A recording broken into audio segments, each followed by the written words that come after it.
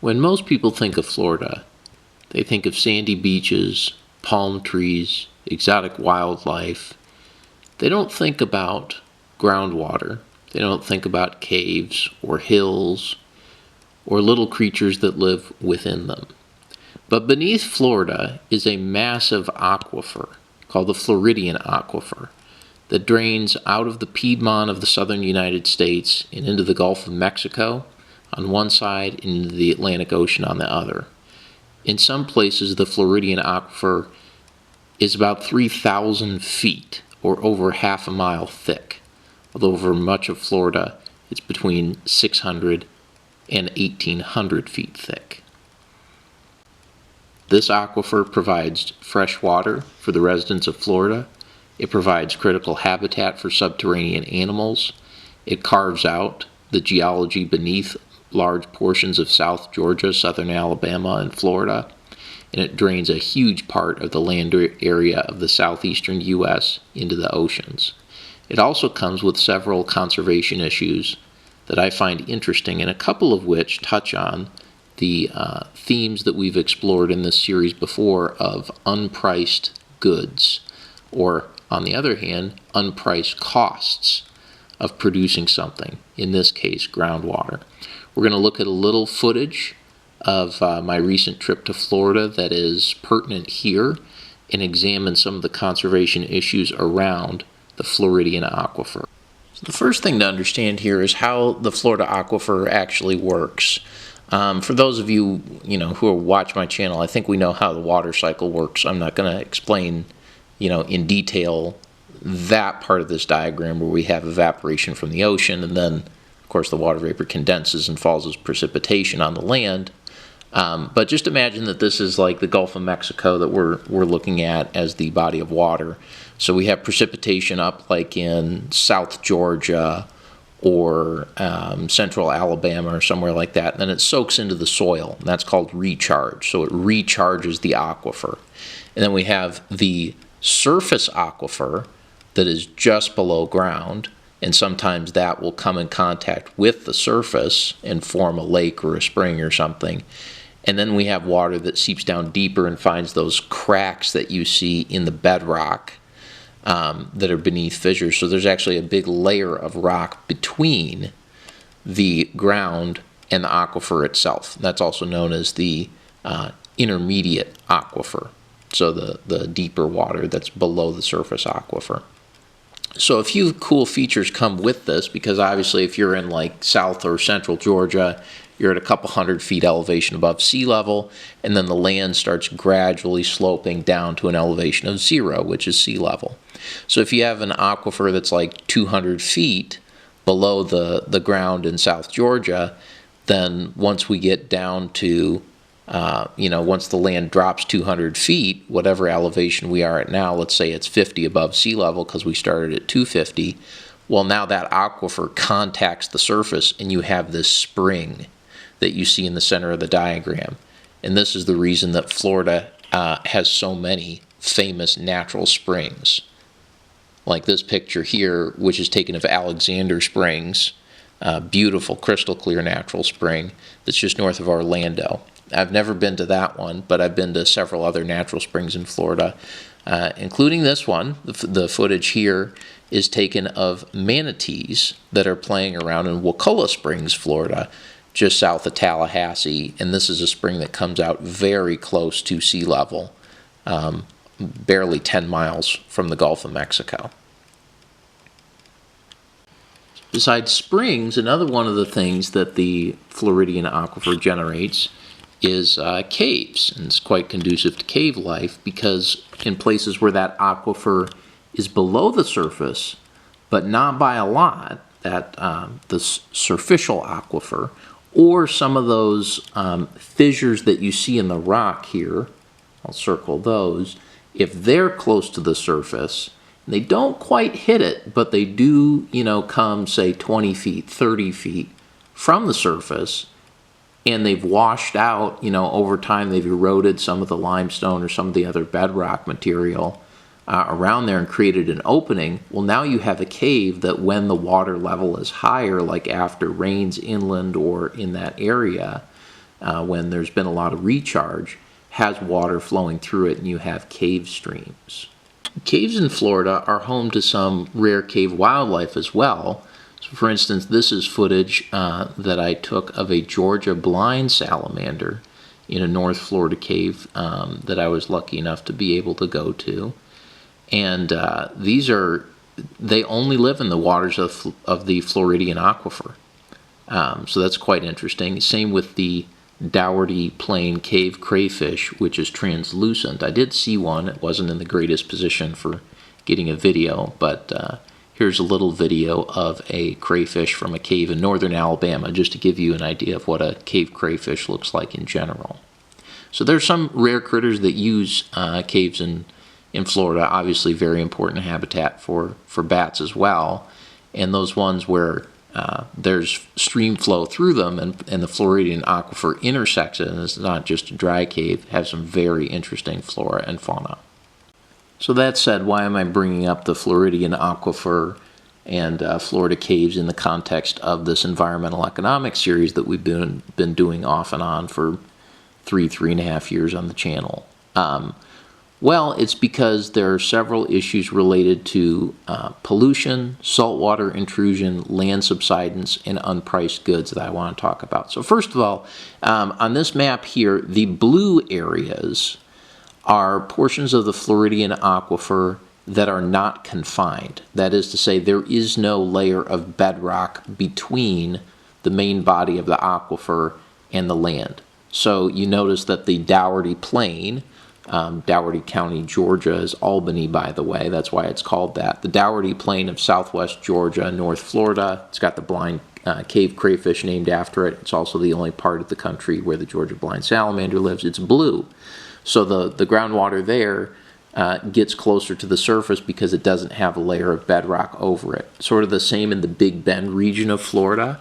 There is no caprock, which means that in those areas, any pollution on the surface is going to go down into the aquifer itself. I mean, the soil will sort of naturally filter some of the things out, but any pollution on the surface will eventually find its way down to the groundwater. As opposed to in these tan and brown areas, those are places where the aquifer is what they call confined. It's got a layer of bedrock, in some places well over 100 feet thick, between the surface and the soil that's toward the surface of the earth, and then the groundwater below. So in those places, you have to drill very deep wells through rock to get to the Floridan Aquifer. So that's an important difference to keep in mind in terms of how easily is pollution going to get down there. And it also has some important implications for another issue we're going to talk about, which is land subsidence when aquifers are overused.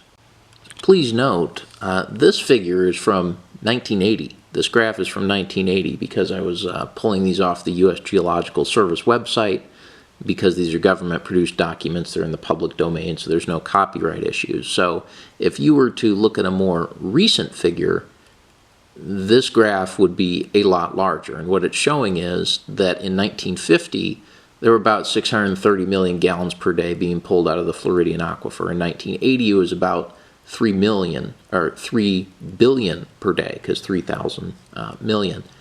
So you have about 4.5 times the demands on the aquifer in 1980 as you had in 1950.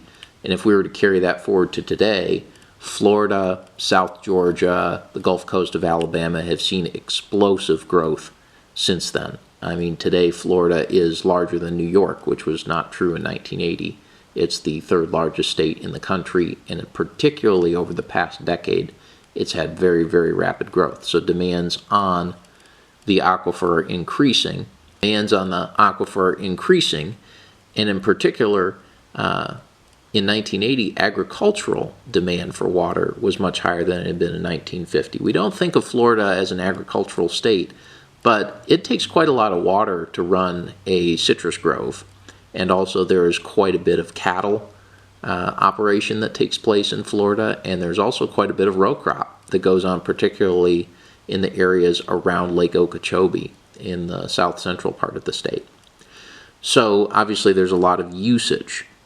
that usage has led to a decline in aquifer levels. So again, this graph is dated, it's as of 1980, but you can see that some areas of Florida and sort of southeastern Georgia around Savannah, over by Pensacola, the area just south of Tampa Bay, we're seeing very large drops in the depth of the aquifer, in some areas closing in on 100 feet.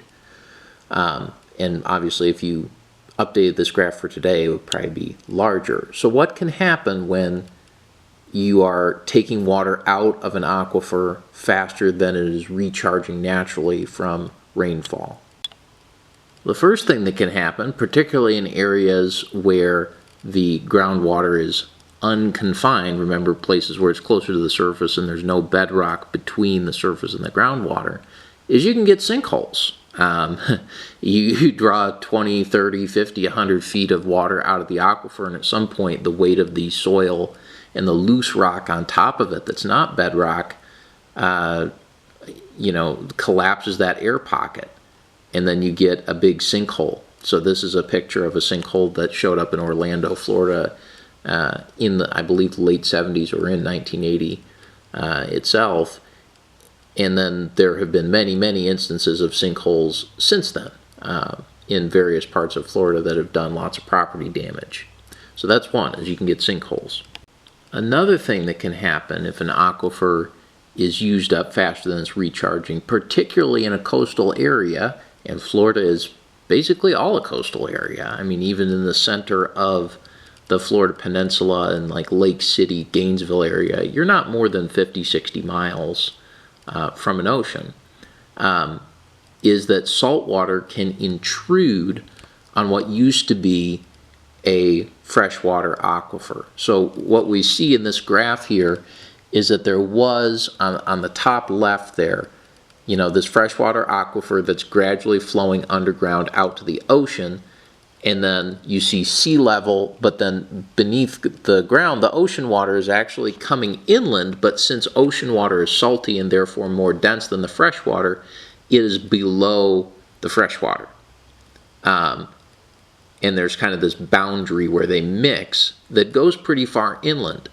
But imagine, that now we're in the bottom left situation and somebody puts a well in that's drawing a ton of water, a ton of fresh water out, 5 miles, 10 miles from the coast.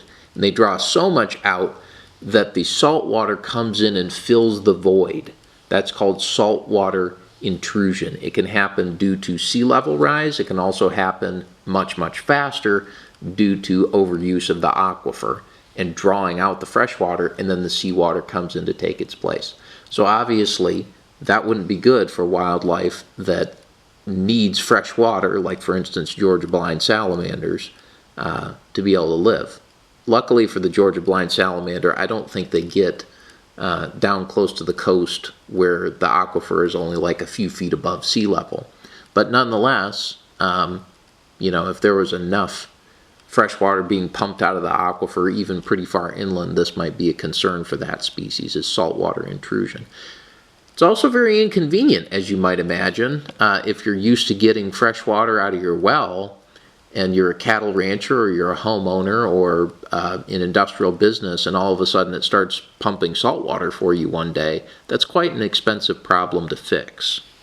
As we see on this map of the Floridan Aquifer, this is a map of dissolved solids in the groundwater, where the purple is indicating a much higher level of dissolved solids, and the note here off to the side below the key says that basically all of those are salts. So unsurprisingly, near the coasts and also in low-lying areas of South Florida, even in the 80s when the USGS put this out, there was quite a bit of saltwater intrusion into the groundwater around Lake Okeechobee and southward, and along the coast all the way up into the Big Bend region.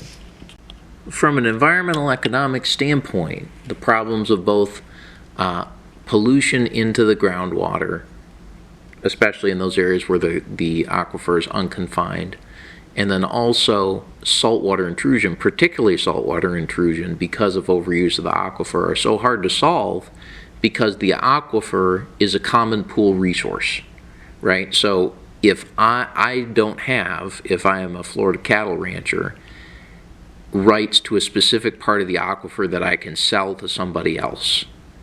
I just have rights to use whatever is under my property, and if I don't use it, the aquifer flows under the whole state.